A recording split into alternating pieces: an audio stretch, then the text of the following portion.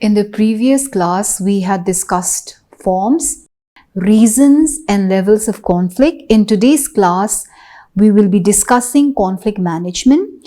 This would be part 2 of week 7, BEDS 002. It is very important to talk about conflict management because if you do not manage conflict, there would be a chaotic situation in the society. Countries would be fighting with each other. The society would not be harmonious. There would be a lot of stress level. There would be a lot of people who would be tense, and it would be very harmful for your health, for your physical well-being, and so on and so forth. So it is very important that you manage conflicts. So in today's class, in today's session, dear learners, we will be discussing conflict management. When I talk about conflict management is an art and everyone must be able to practice it. Conflict must be carefully dealt with. And as I said before, unresolved conflicts lead to tension and stress in our lives. It can lead to a lot of physical problems. It may lead to a lot of health issues. Most of the time, we may argue or not, but in most cases, in our everyday life, we may argue with our respective spouses. We may argue with our friends.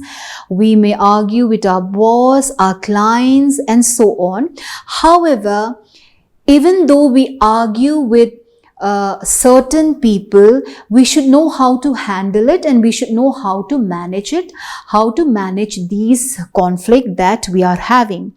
Regardless of the level of conflict that we are having, there are differing approaches to deal with the incompatibilities that exist. So when we talk about conflict management, there are certain ways to deal with conflict and how do we solve them.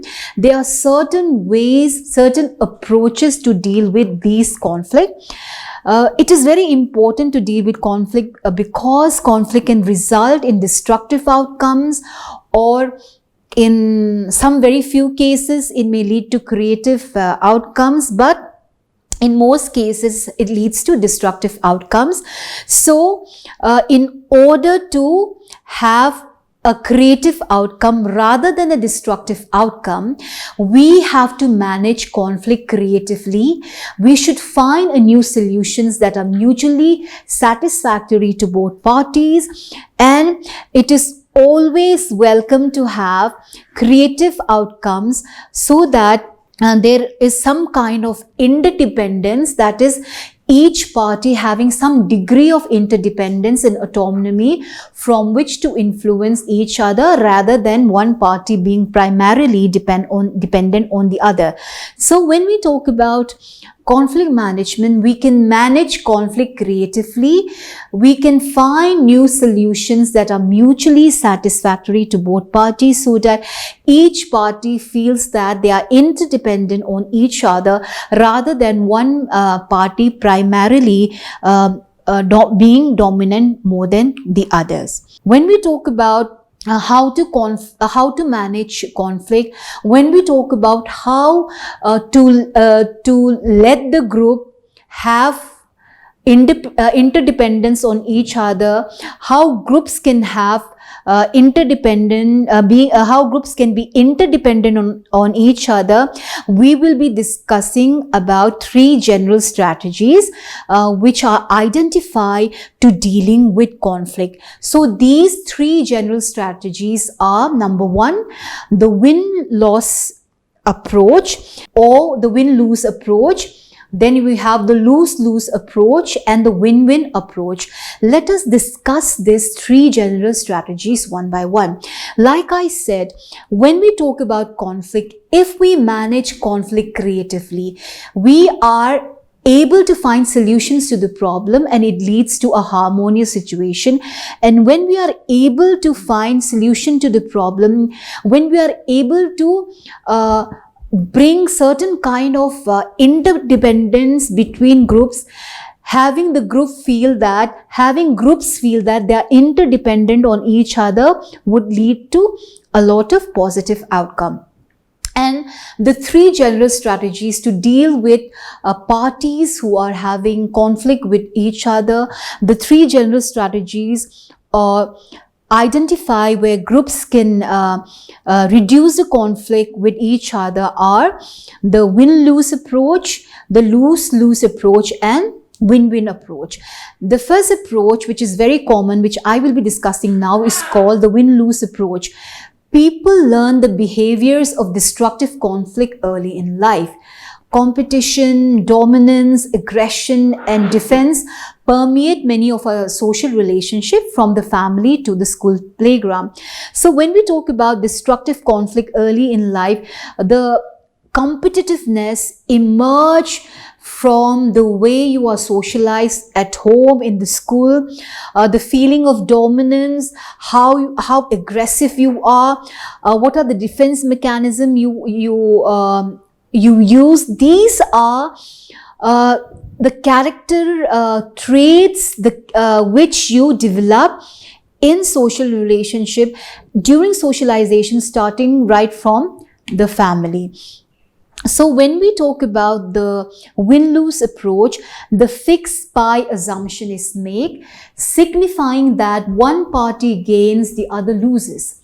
This fixed pie assumption is the belief that in a negotiation, the interests of the other negotiating party are opposite one's interests.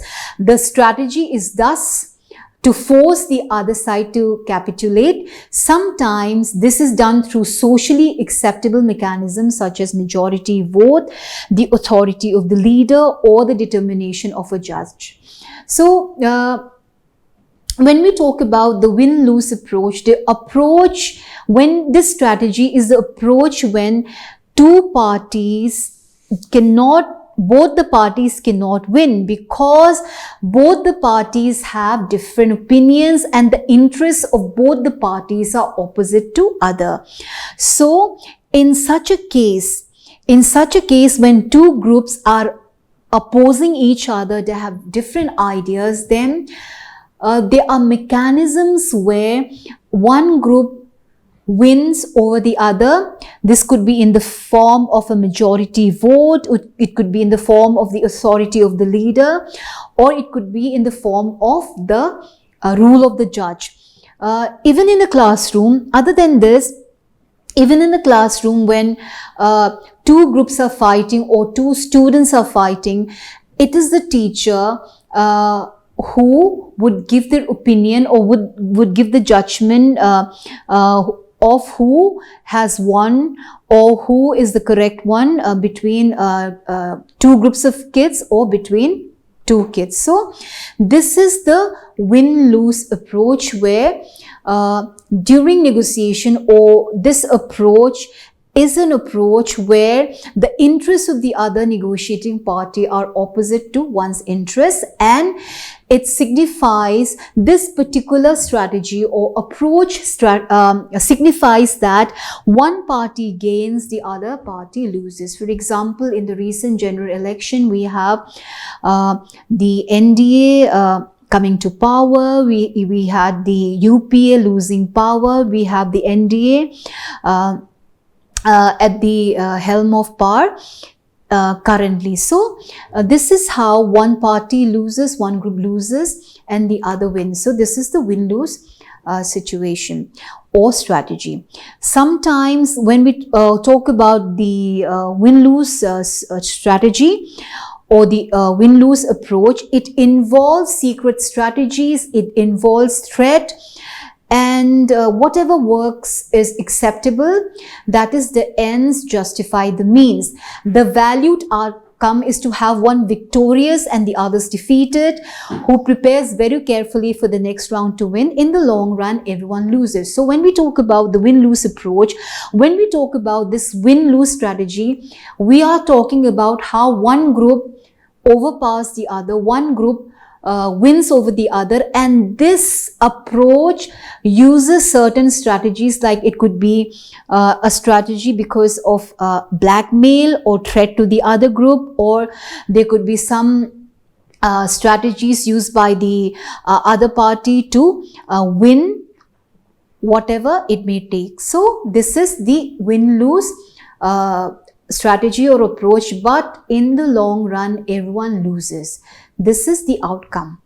Then we have what is called the lose-lose strategy, which is exemplified through compromise. Neither parties is aware that by confronting the conflict fully and cooperatively, they might have created a more satisfying solution. This approach is adopted realistically to make both the parties partially satisfied. So when we talk about the lose-lose approach, it is exemplified through compromise, which means two groups would be told that you cannot win the particular argument, you cannot win the particular fight. However, if you compromise, neither the group will win.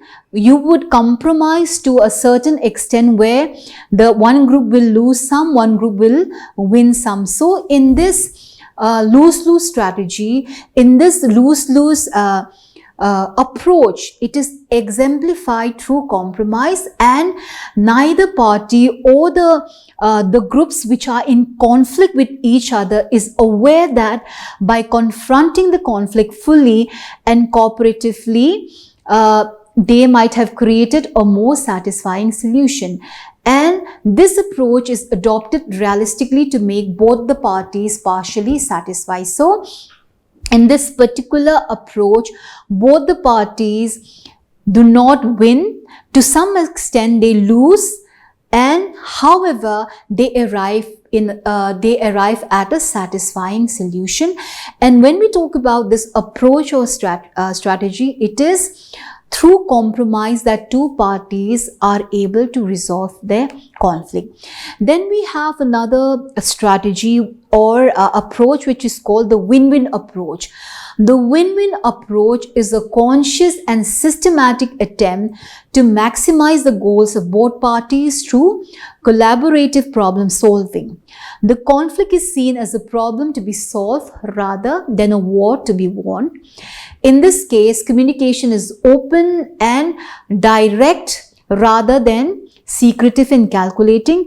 Threat and coercion are proscribed. The difference between the win-win approach and the win-lose approach is, when I talked about the strategy of win-lose approach, I have talked about how a particular group would try to win over the other group or groups through threat or through some secret strategy or through certain steps, whatever it takes for them to win. So they would do anything, everything in their power to win over the group. So in this situation, in this approach, one group wins, the other one loses. And a certain strategy, certain ways of threat, coercion, blackmail, and so on and so forth may be used. However, when we talk about the win-win approach, when we talk about the win-win approach in a conflict, it is an approach, it is an attempt to maximize the goals of both parties through collaborative problem solving, and the conflict is seen as a problem to be solved rather than a war to be won.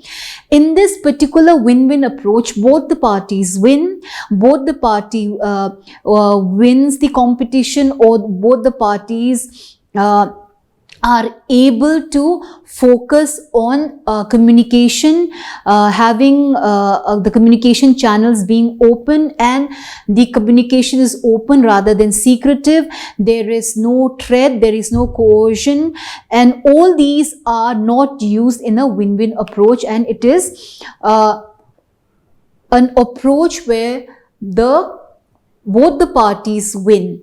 The win-win approach requires a very high degree of patience and skill in human relations.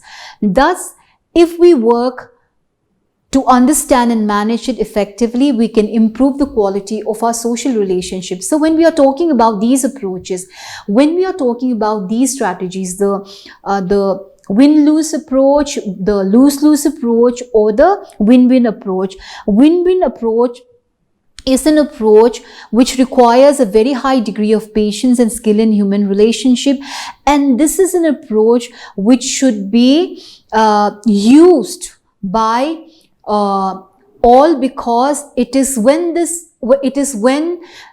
approach is successful, we have a lot of social relationships which are handled effectively, and conflicts is reduced, and it is a situation where all the individuals, or a conflict between groups, no one loses but everyone is in a win-win situation. So these are the various approaches which are used to tackle conflict, and it is very important to identify the ways to prevent conflict from happening in the first place. Once you find yourself in a conflicting situation with someone else, it is important to reduce the emotional charge from the situation, so that you and the other person can deal with your differences on a rational level in resolving the conflict. So, dear learners, when I talk about conflict management, it is very important to deal with conflict by not letting the conflict happen in the from happening in the first place. Because when you have conflict, when you are in a conflicted situation, a lot of times because of the spur of the moment, because you are not at because you are at an irrational level of understanding, you are emotionally charged. At times you may do things, you may harm others physically, you may verbally abuse others, which may create very negative consequences for you. So it is very important to identify the ways to prevent conflict from happening in the first place. But if conflict takes place, then I have explained to you the strategies, the approach to resolve these conflicts, and I have talked about how win-win approach would be the best, or lose-lose approach, or lose-lose strategy would also be good, because in such an approach, in the lose-lose approach, neither party wins, but both the parties come to a compromise. So this approach may not be bad in a certain situation. Now let us discuss some of the ways to prevent conflict. How do you prevent conflict in the first place? How do you prevent conflict from happening in the first place? One very important way of preventing conflict is diffusion. Diffusions means we simply validate the other stance so that we can move on to a healthier situation or healthier resolution of the conflict. This may be hard to do in a situation which is very violent or a volatile situation, but a sign of individual strength and integrity is the ability to postpone our immediate reactions in order to achieve positive goals. Sometimes it is wise to lose in order ultimately to win. So when we talk about diffusion, diffusion is simply meaning diffusing the situation. You postpone your immediate reactions to the other person's comment or other person's ways of trying to harm you, because in the long run, if you keep your calm, if you diffuse your immediate reactions, if you diffuse your immediate reactions, then the other person may also calm down. It would be good for both of you, and diffusing a situation in the long run would do a lot of good for you as well as the opposing party. So diffusion is one way of preventing the situation. It is immediately it means postponing your immediate reactions, because immediate reactions may lead you to say something which you may regret later on, or it may lead you to behave in a certain way physically, violently, which you may regret later on, or which would lead to a lot of negative consequences. So diffusion is one way to prevent conflict. Then another way to prevent conflict is empathy. Empathy is an important technique, which means you are able to put yourself in a person's position, the person position in terms of if the person has lost someone, if the person is suffering from certain illness, it means that you are able to empathize the situation. And empathy as an important technique helps in giving the feedback that he or she is being heard. So when we talk about empathy, there are two forms of empathy. One is thought empathy, which means that you are giving the message that you understand what the other is trying to say. And the other form of empathy is feeling empathy, which is the acknowledgement of how the other person probably feels. So empathy is a very important way to prevent what is called conflict, because when you empathize with others, when you empathize with someone who's suffering from an illness or who has lost someone close to him or her, the person feels good that you are able to put yourself in his or her place, and you are able to understand his or her feeling of loss. So empathy is a good technique to prevent conflict. Then another way to prevent conflict is exploration. That is, it is to ask gentle probing questions about what the person is thinking and feeling, and encourage the other to talk fully about what is on his or her mind. For example, a parent or parents may probe questions to their child or to their children, and by probing, by exploring this strategy, the parents are able to avoid conflict, because they are able to know what the opinion or what the feeling or what their child is thinking. So when they come together and have an open discussion about what the other is feeling, or what the other thing, or what the other person is feeling about a particular situation, then it helps in reducing the conflict or preventing the conflict. So exploration means you ask gently, you ask questions, you ask what the other person is feeling, what the other person is thinking about, what is his or her ideas on a certain topic. So exploration is another way to prevent conflict. Then another way to prevent conflict is identification. What is identification? Identification means when you have a discussion to understand both sides of the problem, you define the things that you both agree on, as well as the ideas that have caused the disagreement. It is important to listen actively to what the other is saying, and you use I statement, you reduce your ego, and you avoid blaming each other. You come to a common table to discuss your issue. There could be a mediator in the form of maybe a therapist, or it could be in the form of an elder person in the family. For example, if a husband and a wife do not agree and they have a fight over certain issues, or if they have disagreement, it is good to come together, identify the problem, address the problem, and reduce their ego and avoid blaming each other. So this is another way to prevent conflict, when you can have discussion and you are able to understand both sides of the problem.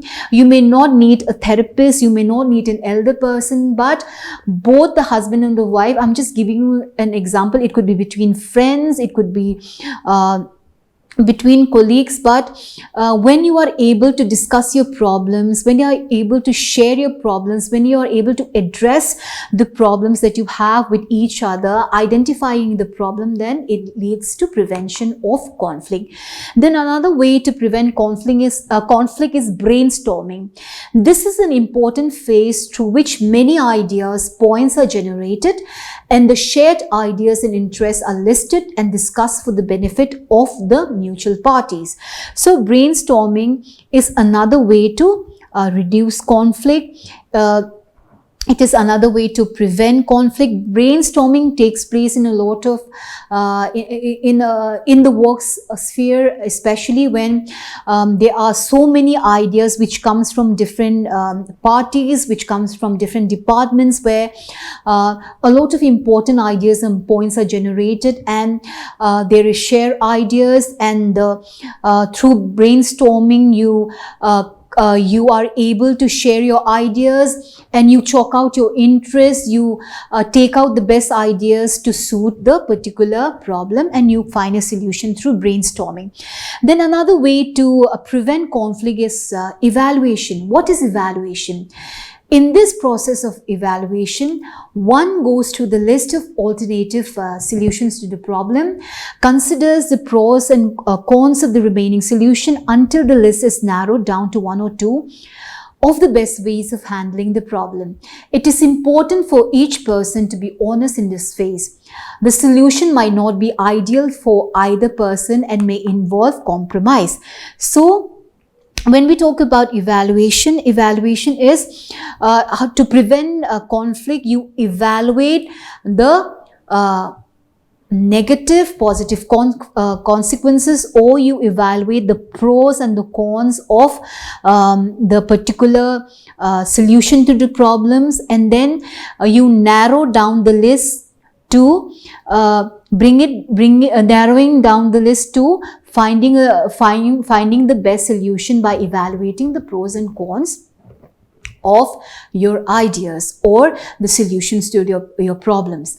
Then selection is also another way to prevent conflict.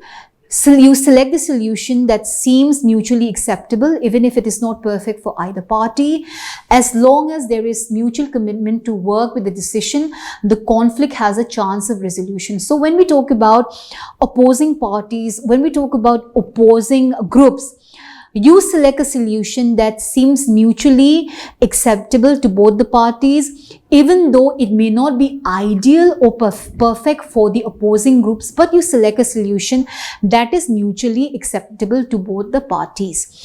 Then implementation is another way to prevent a conflict. It is important to agree on the details of what each party must do, who is responsible for implementing various parts of the government, and what to do in case the agreement starts to break down. So when you are in the process of reducing the conflict, there are certain solutions which has come up, and you implement these solutions so that the solution is acceptable to the opposing parties. You have to implement these solutions.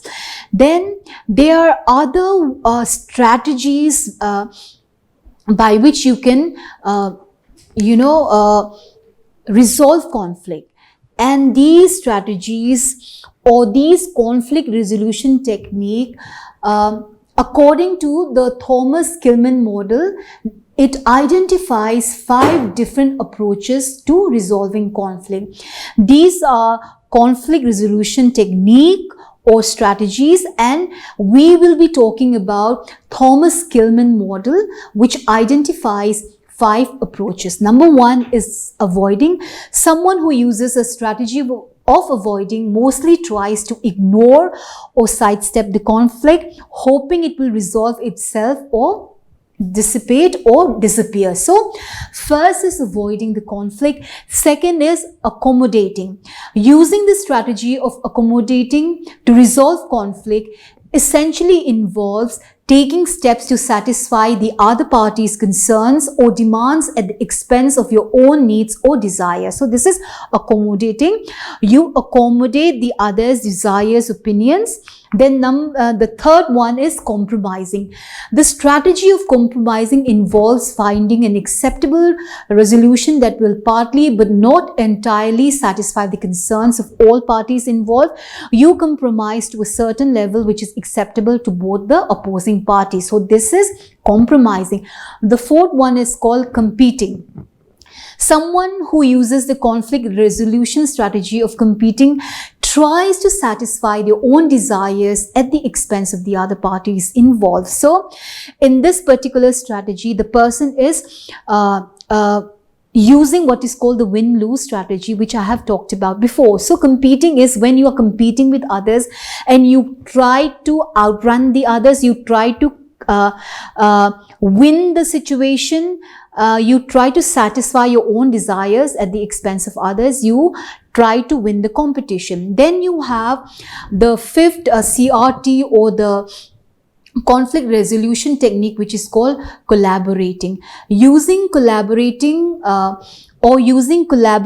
technique, or collaborating involves finding a solution that entirely satisfy the concerns of all involved parties, which means you collaborate with others to come to acceptable solutions to resolve the conflict. The Thomas Kilmann model identifies two dimensions people fall into when choosing a conflict resolution strategy, which is assertiveness and cooperativeness. Assertiveness involves taking action to satisfy your own needs. That is, when you are competing with others, when you are wanting to win the situation at all costs, it means assertiveness, while cooperativeness involves taking action to satisfy the other needs. It means accommodating the interest of others. So when we talk about conflict resolution strategies, it involves different degrees of assertiveness and cooperativeness. For example, accommodating involves a high degree of cooperativeness and a low degree of assertiveness. Competing consists of a low degree of cooperativeness and a high degree of assertiveness. So even though you may prefer one of the conflict resolution strategy discussed, all this strategy can be used effectively in certain situations. To choose the best conflict resolution method in any given situation, you need to consider several factors. How do you choose this techniques or strategy to reduce the conflict? How important are your desires? The impact on you or others if your desires are not served? The consequences of choosing to be more assertive? Whether a collaborative or cooperative solution exists. So these are the factors which you have to keep in mind when you have to choose the conflict resolution strategy. So dear learners, in today's discussion, in today's session, I have talked about the various ways of managing conflict. So with this, I complete your part 2 of week 7 BEDS 002. Thank you.